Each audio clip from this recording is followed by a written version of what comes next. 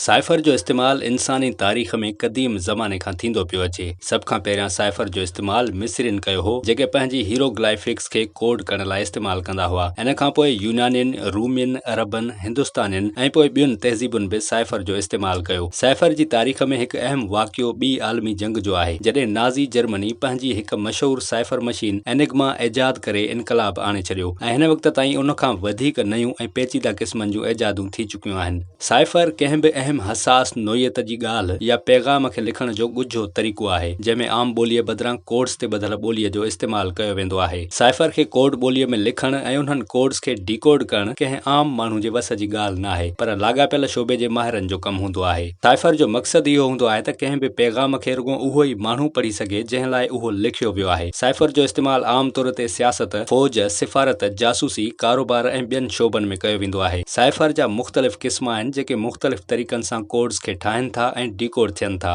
Substitution cipher बि हिकु क़िस्म आहे, जंहिंमें साइफर में कंहिं बि पैगाम जे हर अखर खे कंहिं ॿिए अखर या अलामत सां तब्दील कयो वेंदो आहे। ॿियो क़िस्म ट्रांसपोज़िशन साइफर आहे। हिन क़िस्म जे साइफर में कंहिं बि पैगाम जे अखर खे उन जी जाइ तां हटाए ॿी जाइ ते रखियो वेंदो आहे। पोली अलिफ़बे या पोली अल्फ़ाबेट साइफर अहिड़ो साइफर आहे जंहिंमें कंहिं बि पैगाम खे कोड करण लाइ ॿिनि या ॿिनि खां वधीक अल्फ़ाबेट खे इस्तेमाल कयो वेंदो आहे। साइफर खे डिकोड करण लाइ पाकिस्तान जी परॾेही ऑफिस में 100 खां वधीक 16 ग्रेड जा ऑफिसर मुक़रर आहिनि, जिन खे साइफर असिस्टेंट चयो वेंदो आहे। इहे साइफर असिस्टेंट ॿाहिरि मुल्क पाकिस्तान जे सफ़ारतखाननि में बि मुक़रर थियल आहिनि।